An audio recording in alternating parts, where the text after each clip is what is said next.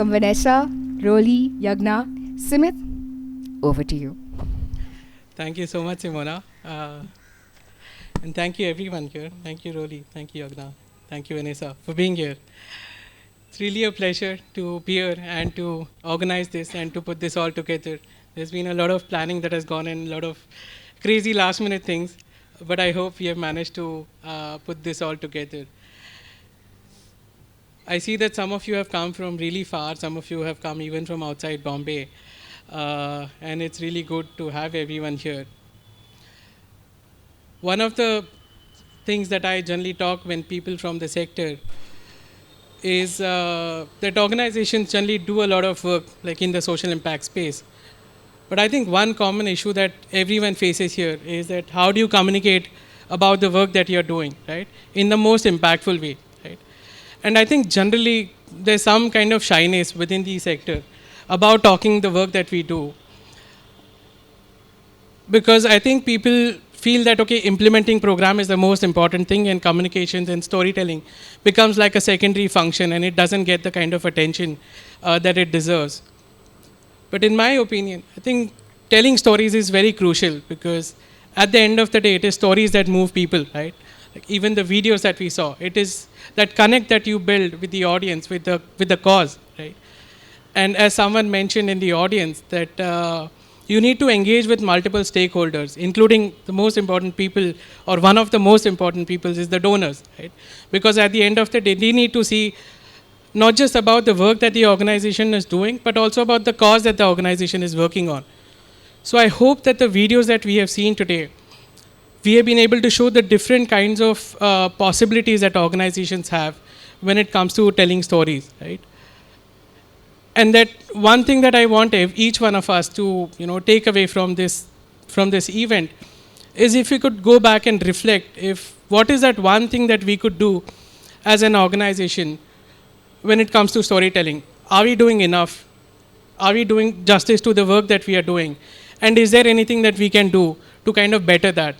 So I think that's what this event is about, and that's what we are going to do in this panel discussion. Some of the questions that were asked about video annual reports, I hope we can cover that during the discussion as well. And I think one of the questions was also about in the last video, whether that was an actual voice. Yes, it was an actual voice. The first video, it was done by voiceover artists, but the last video that we saw, the one on SNEHA and the domestic violence was, we had to tweak the voice a little bit, but it is an original voice. And because we could not show the face and we could not identify the survivor, we used an illustrated story medium to do that. So with that, I think I want to start with the panel discussion. And thank you everyone once again, and thank you all of you here for being here. So big round of applause to all the panelists and for everyone out here. So my first question is to you, Roli.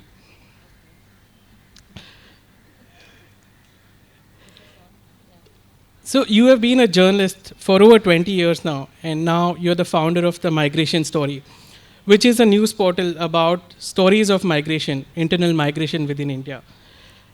As a journalist and now in your new role, you have been exploring different storytelling formats. Could you share a little bit about your experience when it comes to storytelling, and what are the formats that you have used in your current role?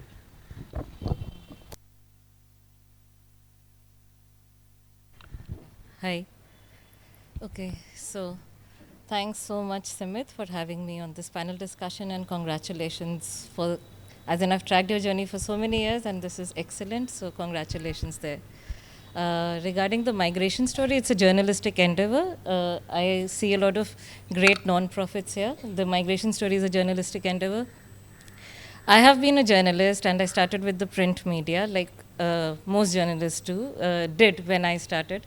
And telling stories meant going on the field, coming back, writing it out, and it would get published in the newspaper that you were working for.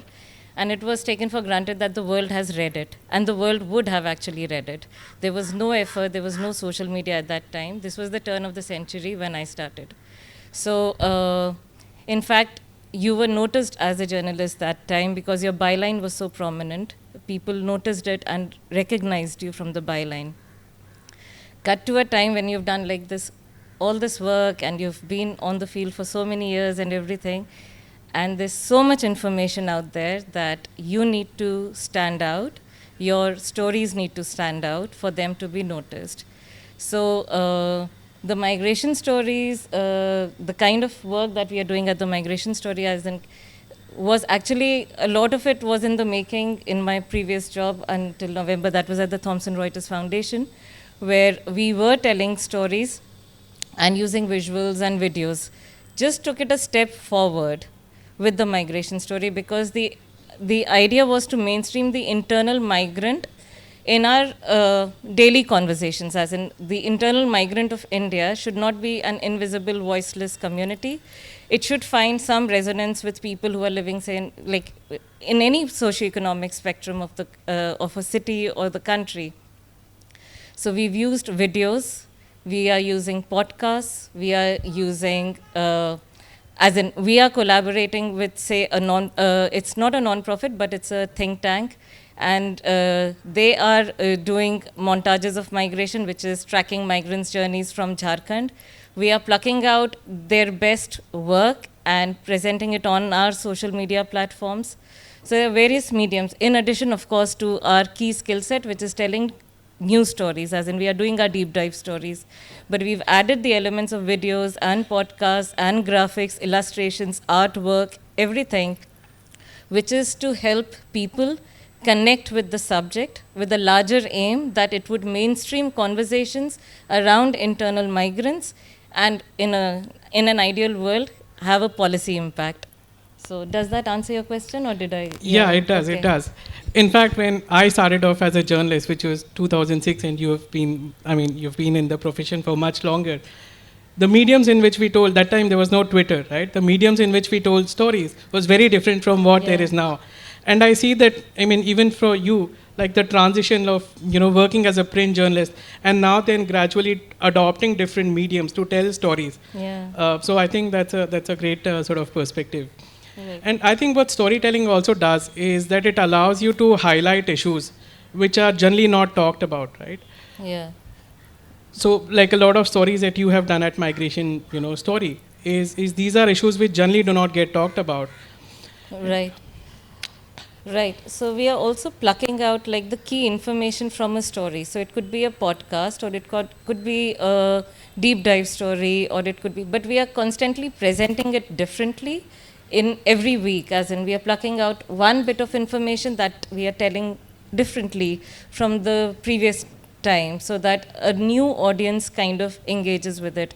So if the first time we've done, like used the quote of a person, of a migrant, the next time we are using the quote of a researcher to push the same story on our social networks. So a survivor or a migrant talking about her or his issue would connect with a certain audience, but a researcher kind of contextualizing that issue would connect with another audience. So it's just to keep engaging with different sets of audiences. Yeah, thank you, Roli. I want to move on to you, Yagna. So you are again working on an issue of adolescent girls and gender equality. And I think there was a question as to why the visuals were catering to a certain audience, which was a younger sort of audience, right? Because that's the target audience that you work with, which is adolescent girls. And we saw the story of menstrual hygiene and the fact that adolescent girls do not have access to menstrual hygiene products, and which is why you kind of did the video as well. Could you share your experience of how you have been able to tell stories of different kinds within Vacha? So Vacha means itself an expression. So always the expressions and speaking out is always been a very important aspect of our work in a various forms. Started with art forms, then photo essays, and still we are using that. And as the technology changes, we have been using the new form of expressions. So whenever we try to create any visuals, our first thing is we try to get the real stories from the girls. So it's not even the menstruation story, the menstrual video which you saw. Our idea is to put voices of our girls to the larger audience, rather than we will be talking about their issues. So that's something we emphasize. We do not like to do any on behalfism. So that is where we give a lot of importance to it. Another thing is visibilizing the issues which have not been spoken about. So how people can normalize talking about certain issues where you have seen a lot of silence towards it. Like we being in this sector, we still feel, okay, this is, it's a normal talk. Why we need to talk about it? But if we go to the government and the other systems and or the general public, this becomes a very, very critical topics, I would say. And hence, when we are trying to work around the stories, we always we have published many books on the stories of our girls that have always been the written form. This is we making a video has been a very recent phenomena, because of course it involves lot of costs, and Vacha is being a that way very small organization, although it's a very old organizations, and most of our funding has always gone into the actual work with the adolescents. So you generally these things take a back seat. But we have been fortunate enough somewhere that the supporters who have seen the impact of our work as part of a longitudinal studies over a period of 10 years, 15 years, and then they saw the impact on our girls. So that's how they were ready to support us for this initiative also. So yeah, this is photo essay is there. We also try to use infographics, illustrations. Our girls themselves are trained in using various creative forms. They themselves design comic strips. They themselves try to say their stories through photos, like about safe spaces, unsafe spaces. Their stories have been published in the mainstream newspapers also, where girls have spoken about what are the spaces where they have felt safe and unsafe. And then then we being an advocating, involving the girls also in the advocacy process. So this has been a usual practice at Vacha, that girls and participants' involvement is extremely important, and hence you have also seen how the girl and boy were reacting to this issue in the video. Thank you. Thank you, Yagna. The first time that I met you, one of the things actually that stayed with me was you mentioning about, like, generally when we refer to girls or young girls, we say girl child. No. But we never do that, and we never say that a boy child. Have you ever heard that is somewhere kind of, it has stuck with me even now. So thank you for sharing your thoughts in your work at Vacha. I want to move on to you, Vanessa. So you have switched from the corporate sector to now the development sector. And in the corporate space, these things, when it comes to marketing or communications, you have budgets, you have dedicated teams, and which is sadly not the case with a large number of organizations in the sector. But I know at SNEHA that you have been able to successfully do that. You have a dedicated communications team. Even on specific projects, you have documentation officers who are working on documenting the impact and recording stories. Could you share your experience of how have you been able to incorporate storytelling in your work at SNEHA? So, Simit, I want to rewind to 2013 when I joined SNEHA. So I came from the corporate sector, bank, where, stories was almost like a bad word, right? Who talks about stories in a bank? And I remember we had a donor who came in, and he had come in from the US, and he did a site visit. And before we started talking about the work, he said, I want to actually talk to your staff, to your field workers. And he asked two of the field workers there, how has this job changed your life? And they came up with the most amazing story of how working on malnutrition in children in Dharavi has changed their own lives. And he actually told me, he said, and by the way, this donor, his father grew up in Dharavi, right? He was to sleep in a charpoy outside somebody's house. And then, of course, he went to the US and he made tons of money, and he came back and he decided to give money back to Dharavi. And he said, most NGOs document stories about beneficiaries. Why don't you do it about your staff? So we decided, we picked up, we thought initially we'll do 20-25% of our staff. We were that time about 300 staff. Finally, we covered about 65% because the stories were so amazing. And that's when I realized that if you have to do stories, you don't need a lot of money to start with. Yeah? There are so many different ways of being able to document.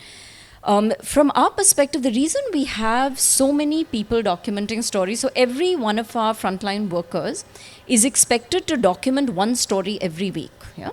Now, of course, then we have this huge bank of stories, but the most of them are so long and verbose that I remember once I saw a story by Plan International that was like, I think, 8 or 10 lines, so impactful.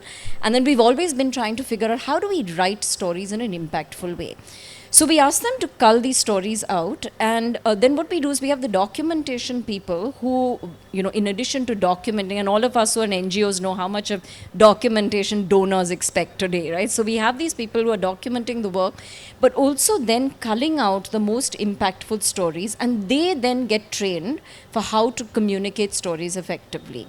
The other thing that we use stories a lot with is very much like you saw in the video, where, we're constantly trying to get the community to become volunteers, just like we've seen in the story. So in one of the topics we work on, which is on family planning, which again is a very, very sensitive issue, we decided we got a couple who, from initially not wanting to adopt any form of family planning, was eventually the couple were volunteers as condom depot holders in the community. Now, we thought this was such a powerful story to tell because not only have they overcome the barrier of using contraception, they are now promoting contraception in the community. And they were quite happy to do it as a couple. Maybe, individually they would have been reluctant. So I think there are these opportunities that we've tried to capitalize on. Again, no cost, because these are volunteers who all work for us. They give us like 2-3 hours a week for free. And yet we're able to capture in a very impactful way the stories. Right. And I think that also reflects in the reports that you produce, like the annual report. And also I know that the last 2 years you have also been doing the video annual report, and you in fact started this, and now you have in a way institutionalized this practice. So one of the questions was, I think, about the video annual report as to what part do you incorporate into that, and whether you also create a separate, print annual report, because that is mandatory. Yes, the ACA fund that was created, they also have a print report. But could you share your kind of experience as to why did you feel the need to do a video annual report as well? So I think, like Simona very rightly said, nobody reads the annual report. And we know how much of effort goes into making that annual report. So we said, how do we get people to read it in a very quick 2-minute, 3-minute read? The big challenge, of course, is what do you put in, right? Because it's like a 50, 60 page document, and how do you choose? So we deliberate quite a bit on what is the most impactful aspect of our report we want to talk about. And the second is, as the CEO, what message do I want to give the reader? We actually, in the first year, we found that, and so we track all the opening of all our documents, right? It could be an annual report, a newsletter. And we found, interestingly, the video was opened by about 50 to 60% of the people we sent it to. So for us, that was huge, because normally, an annual report, if you're lucky, 20-25% open the report. But the video, we found the first year was 50 to 60, and that's why we decided to continue it. And I don't know whether people who open the video bother to open the annual report, but at least you say, they've read something. The second thing is, when we do the video, we also do a soft copy of the annual report, and we print very few hard copies, more because some donors need a hard copy, but otherwise we don't print hard copies.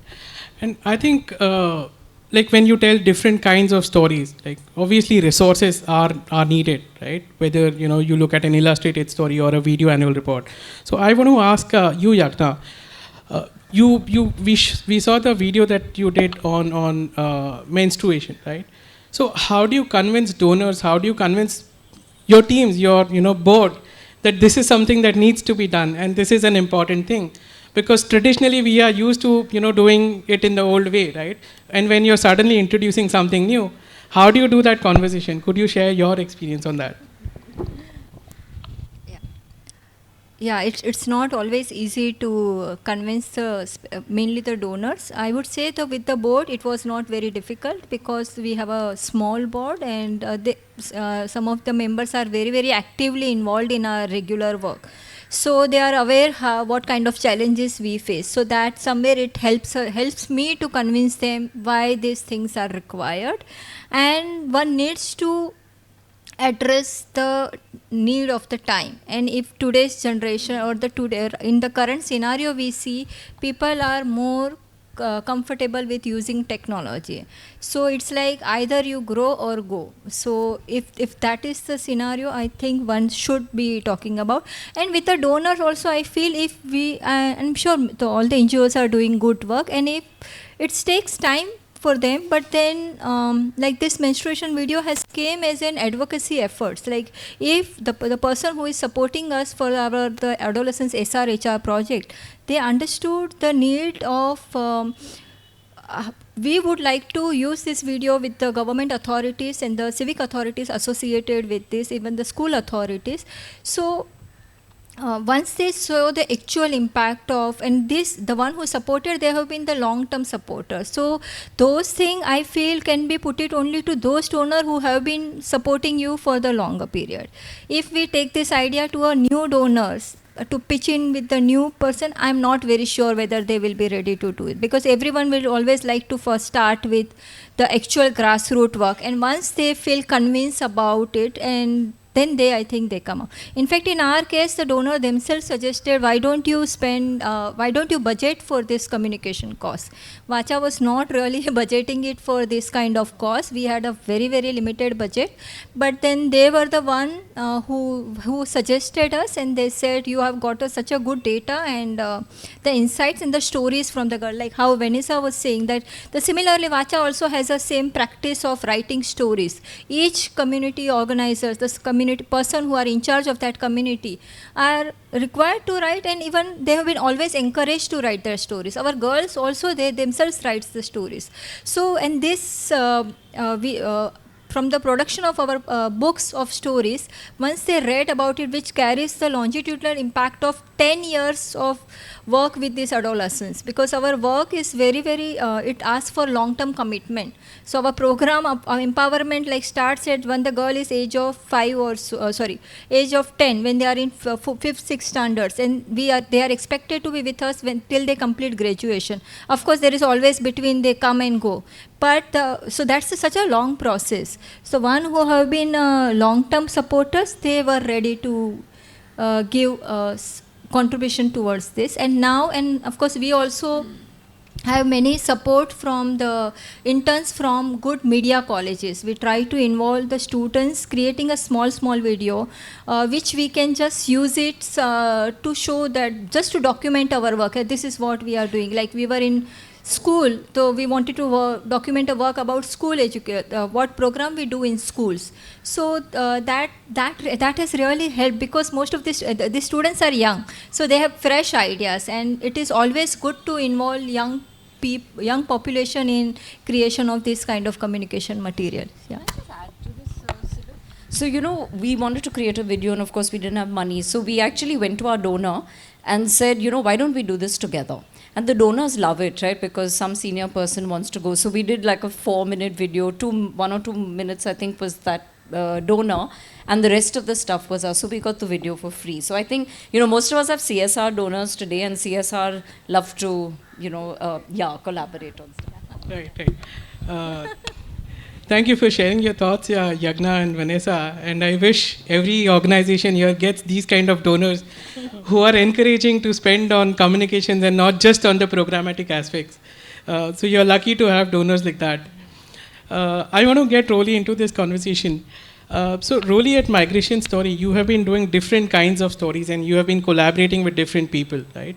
And at the end of the day, storytelling is also an art, right? So how do you tell stories without actually, having to break a bank? Yeah. It's not an idea that we had, but it kind of worked out very well for us. So collaborations, you use the word. So it's collaborations that's working out for us.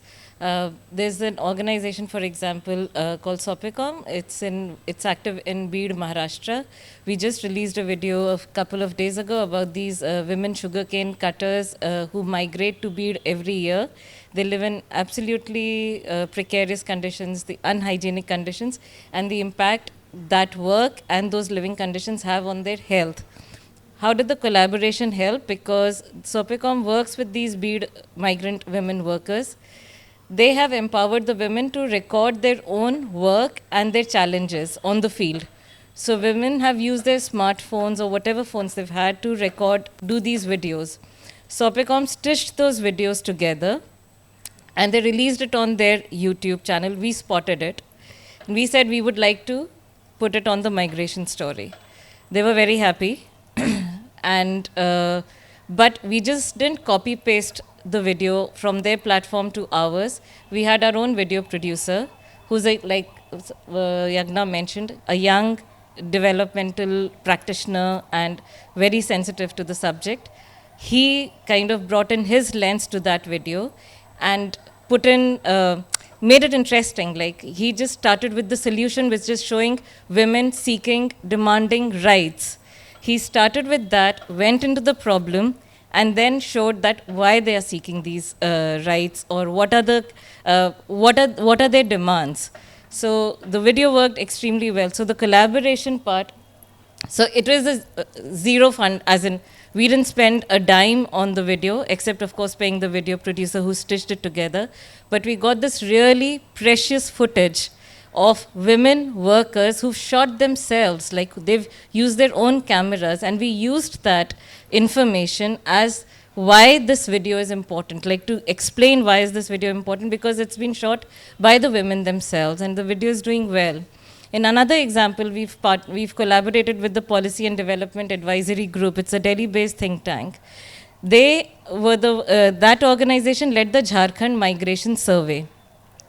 They've done an excellent job of culling out interesting case studies from that reams of migration survey data. So they've done like 6 stories of interesting journeys of these migrants.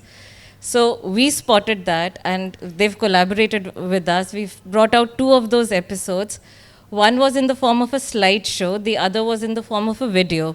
Now even in the slideshow, which tracked one migrant's journey, his name is Sanjeev Nayak. His migration from Jharkhand to several cities across the country over the past 15 years. The slideshow had one map, the map of India. It had Jharkhand, and it had arrows going out from Jharkhand, which showed Sanjeev Nayak's journey. We just plugged out that map on our LinkedIn page. We put that map and said, these are the number of times Sanjeev Nayak, or these are the number of cities Sanjeev Nayak traveled to for work. These are the places that he migrated to for work over the past 15 years. And it became an engaging medium for a lot of readers because they were looking at the map and saying, oh, he went to Bangalore. Oh, then he came to Bombay. Oh, this year he went here. So the map became such an engaging tool. So that did extremely well. So these, again, it's a zero money collaboration because they are happy to have a platform. We are happy to have their content. But how we are, I think the only thing we are bringing to this content is the journalistic lens, that we kind of know that this might work. For us, this is interesting. Like when we are interviewing anybody, we kind of think, okay, that's the lead of the story, that part is possibly what I'm going to start the story with. It's the same in a collaborative thing where you see the content, which is beautiful content for a social sector. And then you kind of wear your journalist hat and you feel, okay, but that is the story for me. So let me start it this way. So those are the ways we've worked out without breaking the bank, yeah. Absolutely, yeah. You had some No, please go ahead. Yeah. So I'll just add to the previous point. So creation of Vacha being a resource center, creation of resources is our integral part of our project with girls in the grassroots. So it's not in isolation. So then every project will have a small component of creation of resources. So under that umbrella, we are able to create some videos. So that is also, I feel, one of the ways one can look at this work. Generally, people see communications sideline. I mean, in an isolation with the project, or it is a different from the project side. But if we really look at as a part of the project, then it's easy to convince board also and the donor also. That's absolutely. So, yeah, Vanessa, I have a question for you. So when all of this requires, resources, and at the end of the day, whether it is our donors, whether, internal board, we look at what is the return on investment, right? And I know that you are a numbers person, and I know that you track like a lot of metrics here. So how do you go about doing that at SNEHA? So I think first of all, depending on the platform, for example, if it's social media, then we use Google Analytics and, we figure out how much engagement there is, etc. But I think what is more important is if you put out, say, 5 stories, you'll always see that one story maybe has a lot more traction, right? And therefore really trying to understand what has happened, why has the audience picked out that one story? And being a little strategic about the audience for whom you are creating that story, because ultimately, unless you know why you're creating the story, you'll definitely get it wrong. So, for example, we found that a story that was shared by our founder. Now, our founder is, doesn't speak very often, right? So that got a lot of traction. And, there were many reasons. One is, of course, the fact that she herself is very well known. The second is, I think, the way she communicated the story. There was a lot of heart in the way she communicated the story. A lot of authenticity. People probably could relate to her. Of course, she speaks a lot of sense, so that also helps. And we don't put her out often, right? So when you do put her out, then maybe everyone picks up. There are also sometimes stories that really get low traction, right? And sometimes it's because maybe the kind of narrative we put with the photo probably, is not consistent. Maybe the story is too long-winded. And I think somewhere on social media, we haven't got it. We haven't solved it for sure, because we're constantly wondering what's really going to work on social media. There are some times when, you got to communicate a story in all of 5 lines, right? And there is so much to say in that story. So how do you combine the visual, the story, maybe use multiple medium, do music, do song, so we did a wash story once of how wash was picked up by young girls. And there was, a song that was composed by the young girl, and there was a visual, and we found that did very well, right? So I think it's constantly analyzing why something's working and why something's not working. Yeah? I think that is a constant process that we keep doing to figure out what's working. Right, absolutely. And I think with social media and in today's time, to be honest, like none of us know what actually works and what doesn't work. Because in my experience, and generally like with other content creators as well, we have seen this, that when people tell stories authentically, even if it is shot from a mobile phone or low quality or with low budget or minimal budget, those stories do really well. And suddenly when the same creator tries to do, in a big production way, with nice cameras, lights, it does not get that traction, So I think authenticity is really the key here, right? And people see through this, right? That if there is a genuine story that is being told, it automatically kind of gets that sort of traction, right? Yeah. I think I can keep going on asking about the questions, because I have quite a few, but before I go to the audience, there's one question that I want to ask like each one of you.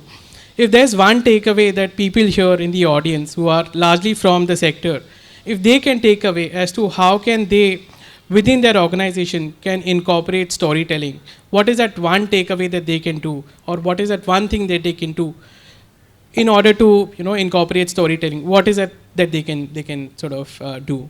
If we could start from you. So I think one is keep mining stories. Stories have to add value. People should feel there is value in stories. So for example, even when we do, say, a review meeting with our teams, we always make sure that it ends with a couple of our field staff sharing stories. I think the two things. One is it gives us a very good sense of really what's happening on the ground. It's also a great motivator. You know, everybody loves to tell stories of their success. So constantly encouraging people to collect and share stories, I would say, is build it into the DNA of the organization. Just taking over from Vanessa, yes, that is really that I too feel one should be continuously finding out what stories, maybe of staff or maybe of participants, and the other using of various creative mediums for storytellings. There are various form. Even when we are taking a stories from the participants, we can ask them to use the medium which they are comfortable, rather than just bracketing under a certain kind of storytelling techniques. So I feel giving freedom of using various tools of storytelling would be very, very essentials, and then I think it can make an impact. There is no ideal one way of storytelling. There can be multiple ways, and it can work with different target groups. Thank you, Yagna. I think one thing that's working in journalism and possibly could work in the social sector as well is the solutions lens. As in, when you start telling a story from the solution and then getting into the problem, you're still telling the problem. The story remains the same, just the angle changes. That's working well in my space, and I'm sure there's slightly better engagement is what, like Simit said, there's no way to figure out what works on social media, what doesn't. But there is some, the traction for a solution angle story is slightly better, is what is the wider observation. Also, I just wanted to answer, take the liberty of answering the concern that you had about discretion. One is, of course, what Simit has done in his work, which is illustrations and animation and all that. But there are other ways of concealing a child or a trafficking survivor's identity or whatever, which is just showing legs or hands without them. If there are no tattoos or anything that can help anyone identify the child, like if there are no such signs or anything. So being mindful of the community is very important. And irrespective of the number of likes or whatever, these are all important stories, and we should not get discouraged, I think, from telling them just because it didn't get a certain kind of traction on social media. The stories have to be told over and over again for impact. Absolutely, Roli. I think with that, I want to open this to questions from the audience as well. I think we have had a lovely discussion, and we have covered a lot of ground, and some of the questions that were asked, and I'm glad they were asked, because I think we have been able to cover those questions. So if we could give us a round of applause.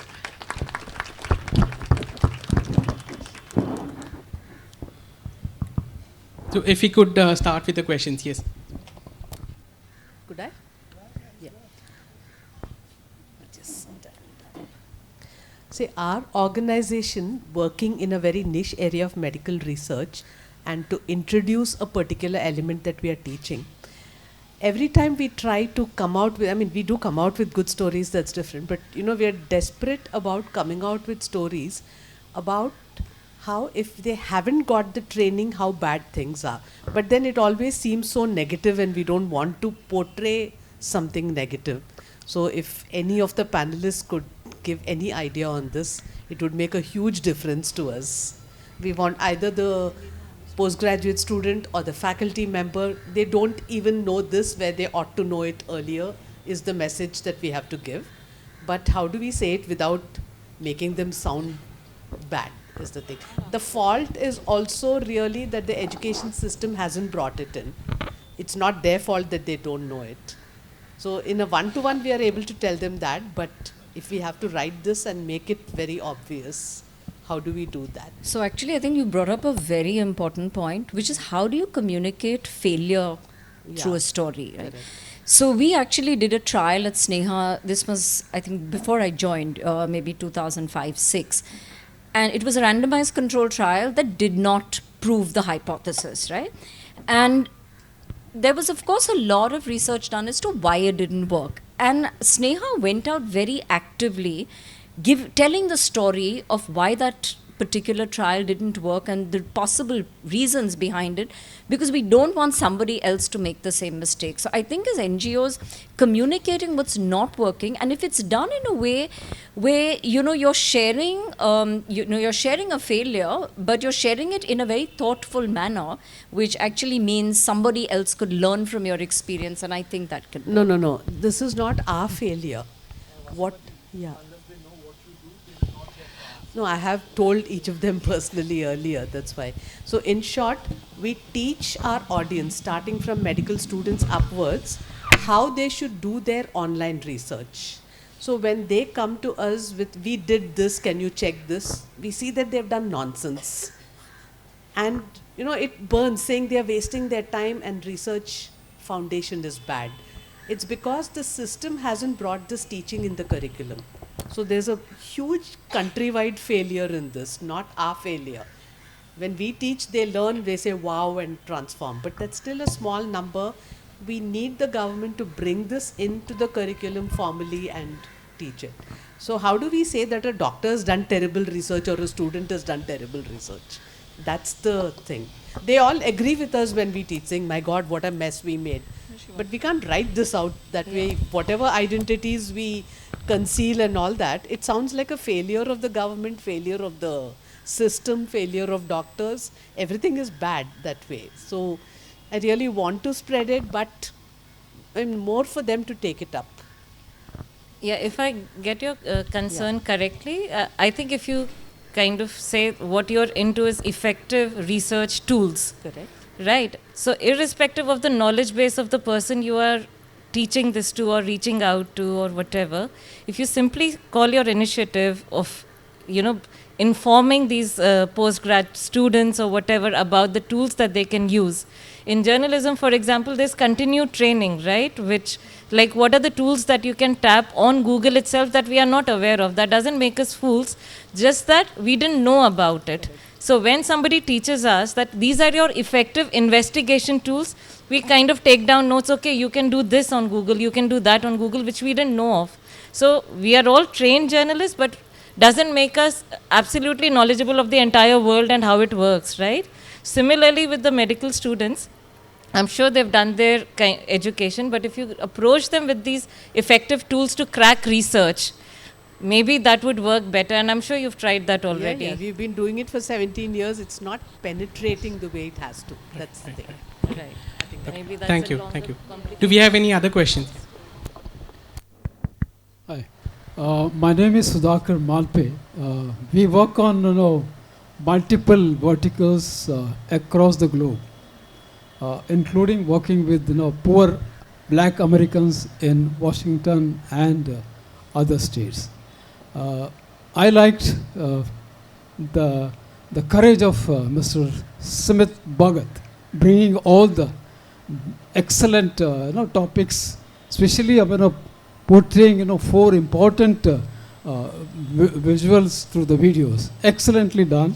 I think the hats off to your organization, Mr. Bhagat. Please do continue to do this one. We work on impossible things, not the possible things. We worked on, I'll just narrate one story which we did successfully way back in 1993 in Mumbai. Relocating, rehousing and rehabilitating 53,000 families who had encroached on the railway tracks. And we gave them the free house. The money came from World Bank. What I want to highlight is that this, through the storytelling, that certain impossible things can be made possible. This is where I want to communicate and look at how it is possible. There are many other stories, but I want to say this because migration, one of the migration issue tells about this encroachers on the railway land, which they have been relocated, rehoused as per the High Court this thing, only for 10 meters this way, 10 meters this. It's a big story because I don't want to spend much of the things. Money is there, especially for SNEHA, because the banker is sitting next to her. So money comes, you ask money, you will get money. That's Sir, how we sir, do. do you have a question? Yeah. No, I don't have the question. Okay, thank you. Thank you for sharing your thoughts. I think there are some. If you could keep the questions really short, that will be great. My question's for my old friend Roli. Roli, you and I both began journalism at a time when there was no Twitter or podcasts or video as a strong medium of storytelling, and now we have all of it. And I see the Migration Story website making use of beautiful long format writing and podcast and videos. I'm not angling for a job. But my question is, from the consumer point of view, from the people who read or view this content, do you see there is still a bias towards the written word, or does the multi-platform format working for them more? Still early days for us, but as a print journalist, once a print journalist, always a print journalist. So I would like to believe that the deep dive stories remains our unique selling point, and videos and podcasts are all just helping us get that edge. But yes, they're playing a very good supporting role for now, I guess, to get traction to the website and to the YouTube channel. But yes, if somebody is to ask me to prioritize, it would always be the stories that we are doing. Yeah, thanks. I think there was one question there. Yeah. Hi, my name is Anthony, and all of you had given a lot of thoughts. I was taking notes, and in a special way, Vanessa, I think you started on the point, and others continued. You were talking about continuous mining of stories from the field, and I think also talked about how do you even end some of the reviews with some stories and so on. But one of the challenges which I've seen is when we request, or we can even have a training on storytelling, a team, especially from the field, who are really doing the work, sometimes they are not able to see the story. So how have you achieved that? Can you give some example? How did you go about doing that particular culture of storytelling? So first of all, we haven't achieved anything. It's all a journey, and we're trying. I think it's just you're right, sometimes the best stories get missed. And sometimes I'm listening, they're telling me a story and saying, have you documented it, right? Because it's such a lovely story. So I think we do miss a lot of stories. It's just that if they're constantly documenting, you're hoping that, most of the good stories will get covered. Having said that, sometimes the not good stories are actually more important for all of us, right? So what's not working and why they're not able to achieve any case story where they have not been able to achieve their outcomes actually can give us a lot of insights into what could be done, right? So change of strategy or something different. So I think we encourage both people to give stories of success as well as stories where they've not been able to achieve certain things. And that in many ways gives us a lot of inputs of new things that we want to try. So I'll give you a very simple example. When we were working on the nutrition program, there was about 4% of children and so this was all data, right? There was large numbers of children, but we saw 4% of kids were just not moving out of malnutrition, even though we had worked for 1 year with those families. So we decided to do a qualitative study and say what's happening in those families. And when the qualitative researchers came in, we found that actually it had nothing to do with malnutrition. It was to do with domestic violence, social, a lot of issues, other issues in those families, right? Second wife, neglected wife, etc. And that's what actually gave us the cue to start working to train our frontline staff to identify domestic violence, mental health issues, etc., and then refer to counseling centers, and we separately do violence. So sometimes I think what's not working is as important for your field staff to document as what's working. So if you position it as, it's not a failure, it's a learning, I think you get stories from them. Thank you. Okay, there are a couple of questions here. Just two quick questions to my former colleague Roli and Simit to you as well. The first thing is, what is the most effective form of storytelling you think nowadays? Earlier it was a one picture which tells a story. Then it's a picture stories, a sequence of the pictures which readers used to see. Then it's a video. Now it's illustrations and graphics which is coming in picture. So what is the next form of storytelling would you like to see? Or what do you think, what could be the next form of storytelling? And the second question to Simit, since everybody is talking about the budget crunch, there is no budget for the picture stories, then what is the revenue model do you think for for the studio and for the staff, you think, or for the other visual storytellers? Thank you. Okay, we can. Do you want to take this question, Roli? So about the first question, Prashant, yes, there are multiple mediums, and I think now it's, I mean, in a way it's great that it's not restricted to just one photo or one this or one that. Now you have multiple options, right? So depending on what the organization wants to focus on, you just have that many options, whether it is a podcast, whether it is an illustrated story, whether it is a long form report, or whether it is a video annual report. So I think in a way it's great that you have multiple kind of options. Your other question about how do you budget, or how do you have resources for this? I think it is organizations who need to feel that there is that need, and once they see that this is working for them, I think they will automatically start doing this, and eventually donors and even within the organization, the board will also realize that that this is important and this is something that they need to do, right? I'll just add to that, to what Simit said, that because every organization has its own website. We are a news portal, so we do have, but other organizations also have their own portals now, which wasn't the case many years ago, which is why the one picture in the front page of a newspaper was impactful. Now organizations have their own portals, so the possibility of photo essays, the possibility of telling these stories differently in different formats is now very feasible, because each one of them can host these products on their portals and showcase it in different ways and all that, which wasn't the case earlier. So we were very happy with one picture with the story or something, but the possibilities are far more. Just to add, yeah. Okay, we are running really short of time. Maybe we can take just one question here. Hello. Okay. Hello. My question is for all of you. For creating a content for the multiple formats, how to set a context and narrative for the storytelling? Because sometimes story has a many hook points and a strong, very strong aspect which can be showcased for the multiple formats. So finally, I think once we know the audience with whom we would like to present its story, accordingly I think one can finalize on what should be popularized or what should be put up in the stories.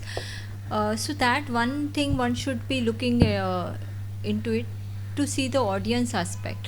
And of course that there may be, it's like a buffet, like in a story we will have so many things, and then somewhere we will have to decide what USP we would like to pitch in, which is different from the similar, I mean the organization which works similarly, or the something which will put us at a at a unique stage. So that I think something one can work around. And just to add to that, I think it also depends on what is it that the organization is working on, what is that thematic area that the organization is working on, and what is that larger story that you want to share, right? And then look at it from that context, that where does this story fit into the larger story that you want to tell. Yeah, I think we'll take one last question from you. Okay, yeah. I'm Agnello from Jawab Foundation. We work in pen area. Now to Smith, to you. It's good that I came here, I knew about this. So I came here, I got first-hand information about all this. So I take all this, what I learned today, back to my trustees. So how do you plan to reach to a wider audience? Now this is just a small audience that we got to know this. How do you plan to reach to a wider audience so then we can take this much more ahead? Second is to the panelists, how do you tap government funds for this? Is there any idea for that? No government funds. Banking, okay, Citibank will give the fund, but they are private. How do you tap our government? Anything to do with that? Or are there any schemes or anything like that? We do not want to take funds from government, so because then there will be so much of a boundaries, and we do not want to get into that.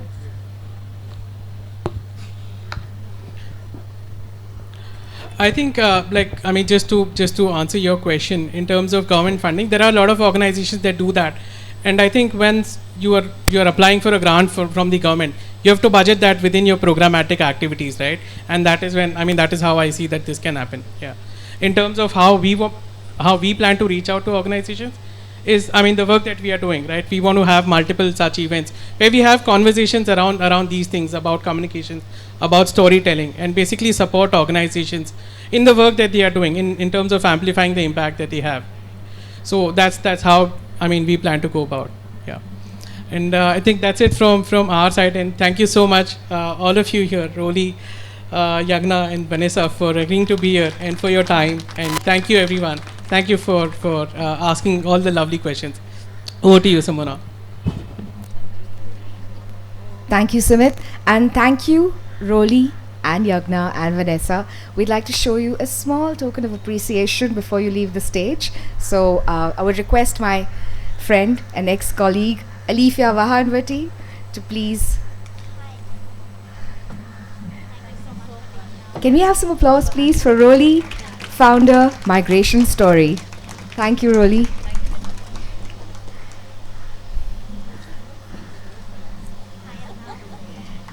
Yagna Parmar, Project Director, Vacha Trust. And Vanessa D'Souza, CEO, SNEHA. Thank you, ladies, and Simit. Simit, I believe you have to stay on stage. Oh dear. No, we have to do it. That's what this is for. We'll keep it short. All right, some more exciting action. I think today's event has had quite a bit of blockbuster action. Did you enjoy the panel discussion? Actually, I was sitting at the back and I could see very few phones out. I could see very few, well, actually nobody was dozing and everyone was totally engaged. And I think that marks the success of an event like this. I think we can all agree. So can we have just one quick round of applause for this amazing discussion? And thank you for, we'll come to that. Thank you for being an engaged audience. I think it's extremely important. It's literally the point of this whole event, right? That storytelling and the power of drawing people in and making change happen across the board. So now I would like to come to the most important person, as you said, in this event, me. So as a former journalist, as a podcaster, as someone who is now an executive coach and voiceover artist and I've also been a part of the social development sector, and the storytelling part of it, well, comes naturally. I've had the pleasure and the honor of working with really talented people in this space, and Simit is only one of them. He was my junior. Simit, am I insured if something happens right now? It's okay, you will see my pretty face in exactly a second. Don't worry. Okay. So I met Simit when he joined the Times of India as a very green, very eager and very talented, which I didn't know at that point, journalist in 2005. Yes, we are all very old and that was a good 2 decades ago. But what impressed me, because in his journey since, what has shown through has been his, of course, his heart, but also his head. And he has a very unique way of, first of all, he's an annoyingly good listener.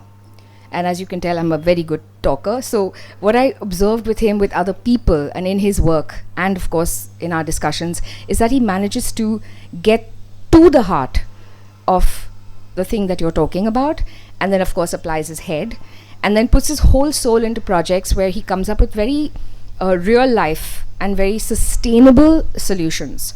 So which is why we've come full circle and become collaborators, and I'm very proud to be a part of Simit Bhagat Studios. So without further ado, let's come to the second most important person in this event, Simit Bhagat.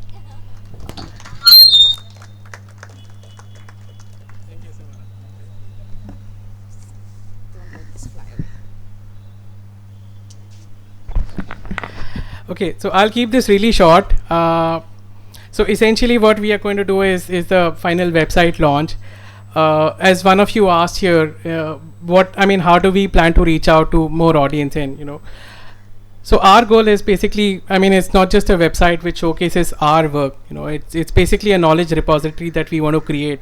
So organizations in the development space who want to, work on communications, who want to focus on stories, will be able to get a sense as to how can they go about. So we have featured some of our previous projects and the process that we have followed, right? So I mean, just to give you my journey in terms of how we started. So we started in 2019.